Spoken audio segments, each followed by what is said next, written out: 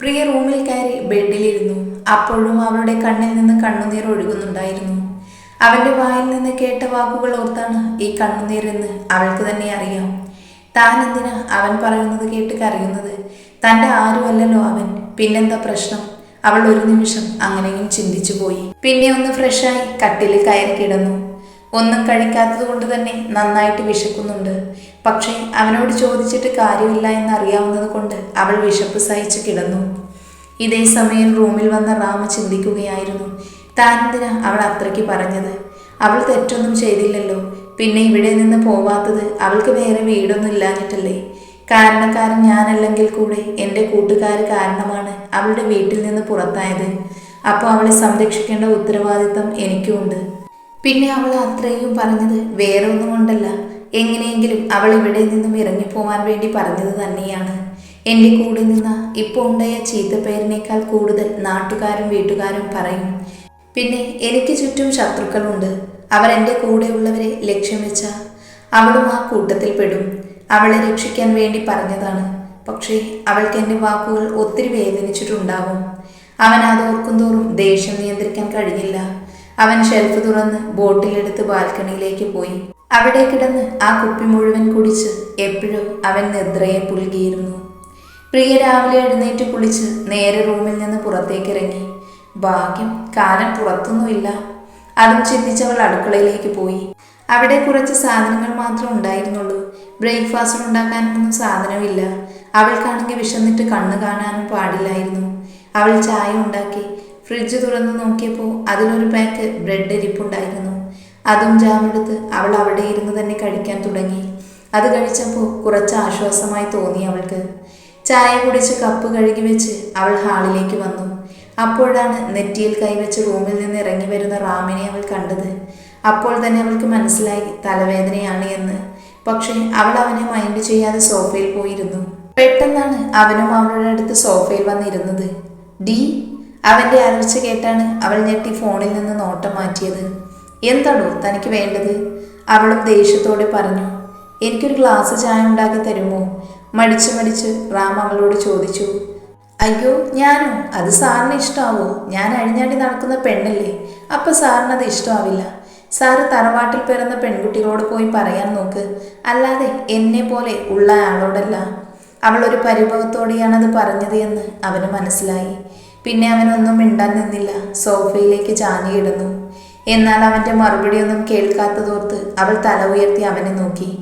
ഒന്നും മിണ്ടാതെ സോഫയിലേക്ക് ചാഞ്ഞിരിക്കുന്ന റാമിനെ കണ്ടതും അവൾക്ക് മനസ്സിലായി തല നന്നായിട്ട് വേദനിക്കുന്നുണ്ട് എന്ന്. എന്തോ ഒരു പാവം തോന്നി. അവൾ ഒന്നും മിണ്ടാതെ അടുക്കളയിൽ പോയി ചായ ഉണ്ടാക്കി വന്നു. ഡോ, അവൻ്റെ മുന്നിൽ വന്ന് അവൾ വിളിച്ചു. വിളി കേട്ട് അവൻ കണ്ണു തുറന്ന് നോക്കിയതും കണ്ടത് ചായക്കപ്പ് നീട്ടിപ്പിടിച്ചു നിൽക്കുന്ന പെണ്ണിനെയാണ്. അവൻ പിന്നെ ഒന്നും മിണ്ടാതെ അവളുടെ കയ്യിൽ നിന്ന് കപ്പ് വാങ്ങി ചായ കുടിച്ചു. രാത്രി കുപ്പിയിലുള്ളത് മുഴുവൻ കുടിച്ചു തീർക്കുമ്പോൾ ഓർക്കണം രാവിലെ തല ഇങ്ങനെ വേദനിക്കും എന്നത്. പ്രിയ അവൻ കേൾക്കാൻ പാകത്തിന് പറഞ്ഞു.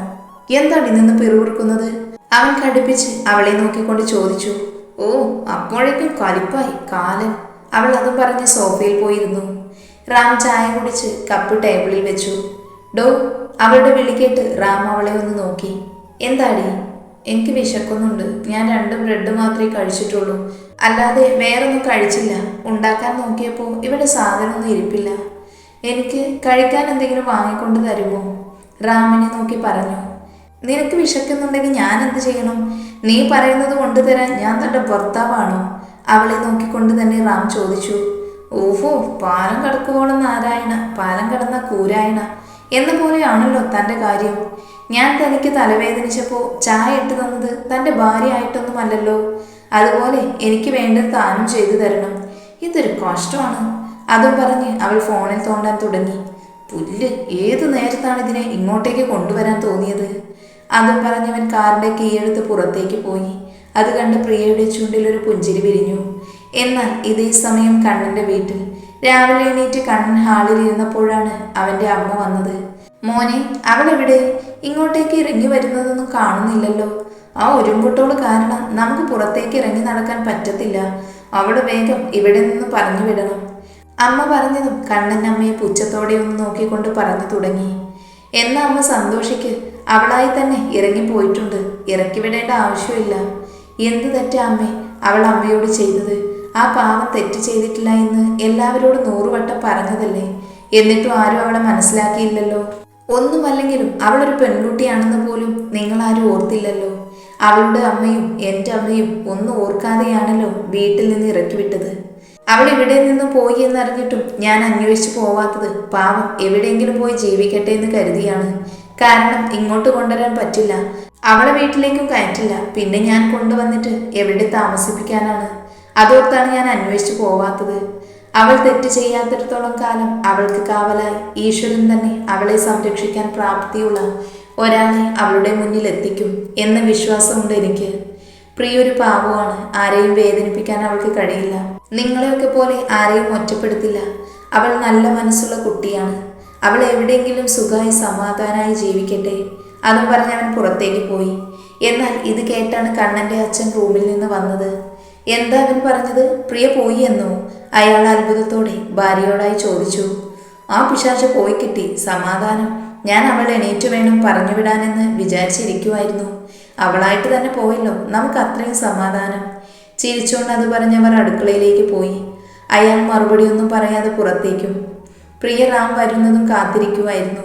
അപ്പോഴാണ് കോളിംഗ് ബെൽ അടിച്ചത്. അവൾ പെട്ടെന്ന് എണീറ്റ് ഡോറ് പോയി തുറന്നു. അപ്പോഴുണ്ട് ഒരു കവറും പിടിച്ച് റാം നിൽക്കുന്നു. പ്രിയ റാമിനെ നോക്കി ഒന്ന് പുഞ്ചിരിച്ചു. എവിടുന്ന്? ചെക്കൻ ഒരു മൈൻഡും ചെയ്യാതെ അകത്തേക്ക് കയറി. വേണമെങ്കിൽ കഴിച്ചോ, അതും പറഞ്ഞവൻ ടേബിളിലിരുന്നു. പ്രിയ വേഗം അടുക്കളയിൽ പോയി 2 പ്ലേറ്റും എടുത്തു വന്നു. പൊതി തുറന്നു നോക്കി. അപ്പോഴുണ്ട് ചൂട് പൊറാട്ടയും ബീഫും. അത് കണ്ട് അവളുടെ നാവിൽ കൊതിയൂറി. അവൾ പെട്ടെന്ന് അവൾക്ക് വേണ്ടതെടുത്ത് കഴിക്കാൻ തുടങ്ങി. അവനെ ശ്രദ്ധിച്ചതേയില്ല. റാമാണെങ്കിൽ അവളുടെ കഴിപ്പ് കണ്ട് അന്തം വിട്ട് നോക്കുന്നുണ്ട്. ഇതെന്തിൻ്റെ കുഞ്ഞാണോ എന്തോ അവൻ മനസ്സിൽ പറഞ്ഞുകൊണ്ട് അവനുള്ളത് എടുത്ത് കഴിച്ചു. പ്രിയ ആണെങ്കിൽ ആക്രാന്തത്തോടെയാണ് കഴിക്കുന്നത്. നീ എന്താടി, ജനിച്ചിട്ട് ഭക്ഷണം കണ്ടിട്ടില്ലേ? അവൾ കഴിക്കുന്നത് കണ്ട് റാം ചോദിച്ചു പോയി. അതിനവളൊന്ന് ഇളിച്ചു കാണിച്ചു. എന്തു പറഞ്ഞാൽ കിടിച്ചോളൂ പുല്ല്. അതും പറഞ്ഞ് റാം എഴുന്നേറ്റ് കൈ കഴുകി. വേഗം കഴിക്ക്, എന്നിട്ട് നിനക്ക് എടുക്കാനുള്ളതെല്ലാം എടുക്ക്. ഇവിടെ നിന്ന് നമുക്ക് പോകണം. റാം പറയുന്നത് കേട്ട് അവൾ പേടിയോടെ അവൻ്റെ മുഖത്തേക്ക് നോക്കി. അവളുടെ നോട്ടം കണ്ടപ്പോൾ തന്നെ അവൻക്ക് മനസ്സിലായി എന്തിനാണ് അവൾ നോക്കുന്നത് എന്ന്. നീ പേടിച്ച് നോക്കണ്ട, നിന്നെ എവിടെയും കൊണ്ട് കളയാനല്ല. നമുക്കെൻ്റെ വീട്ടിലേക്ക് പോവാം. ഫ്ലാറ്റിൽ നീയും ഞാനും ഒറ്റയ്ക്ക് താമസിക്കുന്നത് കണ്ട് ആളുകൾ പലതും പറയും. എനിക്കത് വിഷയമുള്ള കേസല്ല. പക്ഷെ നിനക്ക് അങ്ങനെയല്ല. എൻ്റെ കൂട്ടുകാരുടെ കാരണം കൊണ്ട് തന്നെ നീ ഒരുപാട് ചെയ്യാത്ത തെറ്റിനൊക്കെ പഴി കേട്ടതല്ലേ. ഇനി എൻ്റെ കൂടെ താമസിച്ചു എന്ന് പറഞ്ഞ് ഇവിടെയുള്ളവർ പറയാൻ ഇടപെടുത്തണ്ട. അവിടെ വീട്ടിലാകുമ്പോൾ ഇങ്ങനെ ഇത്രയും അടുത്തല്ലോ നാട്ടുകാരുണ്ടാവുക. കുറച്ച് അകലം ഉണ്ടാവും. അതുകൊണ്ടാണ് ഞാൻ പറഞ്ഞത്. വേഗം കഴിക്കാൻ നോക്ക്. അവൻ്റെ സംസാരം കേട്ടതും അവളിൽ ഒരു കുളിർമഴ പോലെ തോന്നി. അവളൊന്ന് പുഞ്ചിരിച്ച് കഴിച്ച് അവിടെയെല്ലാം ക്ലീൻ ചെയ്ത് അവളുടെ ഡ്രസ്സൊക്കെ എടുത്തു വെച്ചു. ഡി, അപ്പോഴാണ് ഹാളിൽ നിന്നും റാമിൻ്റെ വിളി വന്നത്. നിന്റെ കഴിഞ്ഞില്ലേ? എനിക്ക് നിന്നെ വീട്ടിൽ കൊണ്ട് പോയിട്ട് വേറെ ജോലിയുണ്ട്. നിന്നെ കാവലിരിക്കലല്ല എൻ്റെ പണി. പെട്ടെന്ന് ഇറങ്ങാൻ നോക്ക്. അതും പറഞ്ഞവൻ പുറത്തേക്ക് ഇറങ്ങി. പ്രിയ അവളുടെ ബാഗും എടുത്ത് അവളും ഇറങ്ങി. ലിഫ്റ്റിൽ കയറിയപ്പോൾ പ്രിയ അവനെ ഒന്ന് നോക്കിയെങ്കിലും അവനൊന്ന് നോക്കിയത് പോലുമില്ല. താഴെ കാറിൻ്റെ അടുത്തെത്തിയതും റാം കാറിലേക്ക് കയറി. പ്രിയ ഒരു നിമിഷം ഒന്ന് ചിന്തിച്ചു നിന്നു. പിന്നെ പുറകിലെ ഡോറ് തുറന്ന് കയറാൻ നിന്നതും ഞാൻ ആരുടെയും ഡ്രൈവറല്ല, റാം ദേഷ്യത്തോടെ പറഞ്ഞുവെങ്കിലും അവൾ അത് ശ്രദ്ധിക്കാതെ ബാക്കിലേക്ക് തന്നെ കയറാൻ ശ്രമിച്ചു. ഡി പുല്ല്, ഫ്രണ്ടിൽ വന്ന് കയറടി. നിന്നോട് മര്യാദയ്ക്ക് പറഞ്ഞിട്ട് ഒരു കാര്യവുമില്ല. അത് പറഞ്ഞവൻ സ്റ്റിയറിംഗിൽ അടിച്ച് ദേഷ്യം നിയന്ത്രിച്ചു. അത് കണ്ടപ്പോൾ അവൾ ബാഗ് പുറകിലെ സീറ്റിലേക്കിട്ട് ഡോറ് തുറന്ന് കോ ഡ്രൈവിംഗ് സീറ്റിലിരുന്നു. അവൻ പെട്ടെന്ന് വണ്ടിയെടുത്തു. കാലൻ, അവൾ മനസ്സിൽ പറഞ്ഞു. അങ്ങനെ അവർ കുറച്ചു ദൂരം പോയതും റാമിൻ്റെ ഫോൺ ബെല്ലടിച്ചു. അവൻ കാർ സൈഡാക്കി ഫോൺ എടുത്തു. ഹലോ. ആടാ, നിങ്ങളെവിടെ? സിദ്ധു ചോദിച്ചു. ഞങ്ങൾ ശ്രീനിലയത്തിലേക്ക് പോവുകയാണ്. ഓഹോ, അപ്പോൾ കാമുകയെ കൊണ്ട് നീ ഫ്ലാറ്റിൽ നിന്നും സ്ഥലം വിട്ടു അല്ലേ? ഇവിടെ തൊട്ടടുത്ത് ഫ്ലാറ്റിൽ ആളുണ്ടായതുകൊണ്ട് നിനക്ക് ഡിസ്റ്റർബ് ഉണ്ടാകും കൊച്ചു ഗർളൻ. സിദ്ധു ഇല്ലാത്ത നാണൊക്കെ ഉണ്ടാക്കി റാമിനോട് പറഞ്ഞു. നീ പോട പന്ന മോനെ. പിന്നെ ഒരു തെറി അഭിഷേകമായിരുന്നു. പ്രിയയാണെങ്കിൽ വാ പൊളിച്ച് നിൽക്കുകയാണ്. ഇയാൾക്കെന്താ വട്ടുണ്ടോ ഒരാളോട് ഇങ്ങനെയൊക്കെ തെറി പറയാൻ? പ്രിയ മനസ്സിലായി ഓർത്തു. റാം ഫോൺ കട്ട് ചെയ്ത് ആ ദേഷ്യത്തോടെ കാറെടുത്തു. ഒരു പറക്കലായിരുന്നു എന്ന് വേണം പറയാൻ. സിദ്ധുവിനോടുള്ള ദേഷ്യം അവൻ ആക്സിലേറ്ററിൽ തീർത്തു. സിദ്ധു ആണെങ്കിൽ ഫോൺ ചെവിയിൽ നിന്നെടുത്ത് വിരലിട്ടൊന്ന് കറക്കി. ഷോ, ഇവൻക്ക് ഇങ്ങനെയൊക്കെ തറയായി സംസാരിക്കാൻ അറിയാമായിരുന്നു. ഞാൻ അറിഞ്ഞില്ല. എന്നാൽ സിദ്ധുവിന്റെ പ്രവൃത്തി കണ്ട് കിച്ചുവും മഹിയും പൊട്ടിച്ചിരിച്ചു. എനിക്കിന്ന് ഒന്നും കഴിക്കേണ്ട, വയറ് നിറഞ്ഞു. അവരെ നോക്കി ഇളിച്ചുകൊണ്ട് സിദ്ധു പറഞ്ഞു. എന്നാൽ നമുക്ക് ശ്രീനിലയത്തിലേക്ക് പോവാം, ബാക്കി നേരിട്ട് ചെന്ന് വാങ്ങാം. പുഞ്ചിരിയോടെ മഹി പറഞ്ഞുകൊണ്ട് കാറെടുത്തു. റാമിന്റെ കാറ് ഒരു ഇരുനില വീട്ടിലേക്ക് കയറി. പ്രിയ അവിടെ ചുറ്റുമൊന്ന് നോക്കി. നല്ല അടിപൊളി സ്ഥലമാണ്, വീടും കാണാൻ നല്ല ഭംഗിയുണ്ട്. അവൾ ചെറുചിരിയോടെ നോക്കി കാറിൽ നിന്നിറങ്ങി. നിന്നെ കല്യാണം കഴിച്ചു കൊണ്ടുവന്നതല്ല ഇങ്ങോട്ട്. അവിടെ നിന്നിട്ട് നിലവിളക്ക് കൊണ്ട് നിന്നെ സ്വീകരിക്കാൻ ആരും വരില്ല. വേണമെന്നുണ്ടെങ്കിൽ കയറി പോര്, അല്ലെങ്കിൽ എവിടെയെന്ന് വെച്ച പോവാൻ നോക്ക്. അവനൊരു പുച്ഛത്തോടെ പറഞ്ഞ് ഡോറ് തുറന്ന് അകത്തേക്ക് കയറി. പ്രിയ അവനെ നോക്കി പല്ല് കടിച്ചു. ഷോ, എന്തൊരു മുരടനാണ് ഇയാള്, തനി വെട്ടുപോത്തിന്റെ സ്വഭാവം. അവനെ പ്രാഗിക്കൊണ്ട് അവളും അകത്തേക്ക് കയറി. അവൻ അപ്പോഴേക്ക് മുകളിലേക്ക് കയറാൻ നിൽക്കുവാണ്. താൻ ഇവിടെ താഴെ ഏതെങ്കിലും റൂമിൽ കിടന്നു, ഞാൻ മുകളിലെ റൂമിലാണ്. അതും പറഞ്ഞവൻ മുകളിലേക്ക് കയറിപ്പോയി. ഞാൻ എവിടെ കിടക്കണമെന്ന് ഞാൻ തീരുമാനിക്കും, താൻ പറഞ്ഞു തരേണ്ട. പ്രിയ നിന്ന് പിറുപിറുത്തു. പിന്നെ ഹാളിൽ നിന്നൊന്ന് വീടൊന്ന് വീക്ഷിച്ചു. വലിയൊരു ഹാളും താഴെ 2 റൂമും ഒരടുക്കളയും. മുകളിലെ അവസ്ഥ എന്താണോ എന്തോ. അപ്പോഴാണ് അവൾ ഏത് റൂമിൽ പോകുമെന്ന് ചിന്തിച്ചത്. താഴെ എൻ്റെ റൂമായ ആ കാലിൻ്റെ റൂം മുകളിലല്ലേ? അപ്പോൾ രാത്രി ഞാൻ ഒറ്റയ്ക്ക് താഴെയോ?